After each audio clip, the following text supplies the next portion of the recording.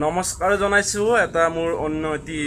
ছুটি ভিডিঅ' লৈ এইটো ভিডিঅ' মই বেছি ডাঙৰ নকৰোঁ মই আপোনালোক জনাব বিচাৰিছোঁ আজি বহাগৰ আজি 9 তাৰিখ আৰু ইংৰাজীৰ 23 এপ্ৰিল হয় এই ভিডিঅ'টোত মই জনাব বিচাৰিছোঁ যে আমাৰ হাজো বৰুৱাবাৰীৰ ভথেলি মেলা হয় এই ভথেলি মেলা হোৱাৰ বহুত কাৰণ আছে সেই কাৰণখিনি বাৰু মই এতিয়া নকওঁ কিন্তু এই ভথেলি মেলাত দুডাল আমি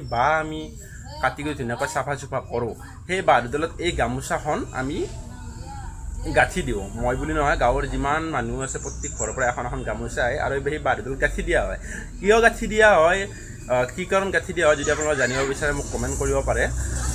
আৰু ভথেলি মেলাখন কিমান ডাঙৰ হয় কিমান মানুহ হয় সেইখিনি মই এই ভিডিঅ'টোত দেখাৰ কাৰণে মই চেষ্টা কৰিম আহক আমি ভিডিঅ'টো আৰম্ভ কৰোঁ আৰু আমাৰ ভথেলি মেলাৰ যিটো এটা পৰিৱেশ সেইটো পৰিৱেশ আপোনালোকক দেখুৱাৰ কাৰণে মই চেষ্টা কৰোঁ ভিডিঅ'টো সম্পূৰ্ণকৈ চাই থাকিব মোৰ লগত থাকিব ভিডিঅ'টো চাই থাকক সকলোখিনি আপোনালোকে গম পাব বাঁহডালত যেনেকৈ গামোচাখন গাঁঠি দিয়াৰ কথা কৈছিলোঁ এনেকৈ নিয়মমতে গামোচাখন বান্ধি দিয়ে চাওকচোন গোটেই গামোচাবোৰ গাঁঠি দিয়াৰ পিছত এই বাঁহডাল কিমান ধুনীয়া লাগে আৰু এই পৰিৱেশটো কিমান ধুনীয়া লাগিব পাৰে বাঁহডালত আমি গামোচাবোৰ গাঁঠাৰ পিছত আমি গোটেই গাঁৱৰ ডেকা ল'ৰাবিলাকে এই বাঁহডাল আমি গাঁৱৰ ইটোমূৰৰ পৰা সিটোমূৰলৈকে ঘূৰাবৰ কাৰণে আমি লৈ যাওঁ প্ৰত্যেক বছৰৰ মূৰত এই মেলাখন আমাৰ মাজলৈ আহে আৰু আমি এই মেলাখন আমি মনৰ পৰা আমি পালন কৰোঁ আৰু এই মেলাখন আমি অন্তৰৰ পালন কৰোঁ কাৰণ আমাৰ বছৰৰ মূৰত এবাৰেই আহে আৰু এই পৰিৱেশটো মই বুজাব নোৱাৰোঁ কেতিয়াবা আপোনালোকে আহিব আহি দেখিলে এই পৰিৱেশটো কিমান ভাল লাগে আপোনালোকক আহিলেহে আপোনালোকে গম পাব কেতিয়াবা আমাৰ বৰুৱাবাৰী ভথেলি উৎসৱত আহিব আৰু এবাৰ চাব চোৱাৰ পিছত আপোনালোকে গম পাব যে এই মেলাখনত বৰুৱাবাৰীৰ প্ৰত্যেকটো সদস্যই কেনেকৈ এই মেলাখনত মনৰ পৰা সহযোগ কৰে আৰু মেলাখন আগবঢ়াই নিয়াৰ কাৰণে চেষ্টা কৰে এইবোৰ পৰম্পৰাৰ উপৰিও এই মেলাখনত আপোনালোকে পাব নানান ধৰণৰ বস্তু দা কটাৰী ফল মূল তাৰপিছত সকলো বস্তু আৰু যিমান টেঙা হওক যি নহওক আপুনি সকলো বস্তু ইয়াত পাব বহাগৰ 9 তাৰিখে আপোনালোকে যদি হাজোৰ পৰা হাজো পাহামালাৰ পৰা যদি আপোনালোকে কলিতাকুছিৰ ফালে আহে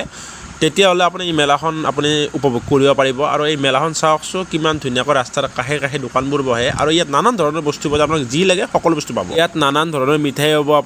আপোনাক যি লাগে আৰু আপোনাৰ প্ৰয়োজনীয় বস্তু ইয়াত বজাৰ কৰিব পাৰিব আপোনালোকে আহিলে ৰাতিপুৱাৰ সময়ত আহিব যদি গাড়ী লৈ আহিম বুলি ভাবিছে যদি আপুনি গধূলিৰ সময়ত আহে ইয়াত গাড়ী লৈ আপুনি সোমাব নোৱাৰে অথচ আপুনি বহুত দূৰত আপুনি পাৰ্কিংটো কৰাই ল'ব লাগিব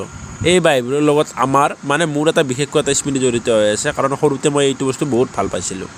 বাঁহডাল আমি এনেকৈ ঘূৰাই আনি আমি বুঢ়া নামঘৰৰ লগত এনেকৈ ধুনীয়াকৈ আমি গাঁঠি দিওঁ আৰু তলত নৈবাত চৈবাত দিয়া হয় আমাৰ কিন্তু নিয়মখিনি সদায় অটুট থাকিব কিন্তু আমাৰ যিটো ফূৰ্তি চাওকচোন কিমান ধুনীয়া এটা ফূৰ্তি কিন্তু সেইটো অমূল্য দেখিছেনে কিমান মানুহ এই মানুহখিনি অকল বৰুৱাবাৰী নহয় ইমানখিনি মানুহ আহে য'ত আপোনালোকে ভাবিব নোৱাৰে বহুত মানুহ আহে ইয়াত আৰু গোটেইবিলাকে এই মেলাখন এনজয় কৰে আৰু আমাৰ বৰুৱাবাৰীৰ ৰাইজক ইমানখিনি মৰম দিছে এই মেলাখনত যদি আমি এই মেলাখন দুদিন পাতিব পাৰিলোঁ হয় তেতিয়াহ'লে আমি পাতাৰ কাৰণে নিশ্চয় চেষ্টা কৰিলোঁ হয় আৰু প্ৰত্যেকটো মানুহে কয় যে মেলাখন দুদিন হ'ব লাগে কিন্তু পৰম্পৰা আৰু কি কৰিম উপায় নাই আমাৰ মেলাৰ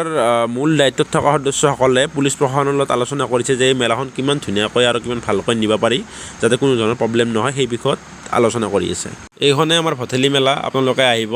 দেখিছেনে মোৰ কি অৱস্থা হৈছে মই আৰু ভিডিঅ' বনোৱা অৱস্থাত নাই এনেকুৱাই আৰু ভথেলি মেলা আপোনালোকৰ যদি ভাল লাগিছে তেতিয়াহ'লে আহিব কেতিয়াবা চাব কিবা যদি প্ৰয়োজনীয় বস্তু আছে আপোনালোকে ইয়াত কিনিবও পাৰিব বাকী যি নহওক ভিডিঅ'টো ইমানতে সামৰণি মানিছোঁ ধন্যবাদ জয় আই অসম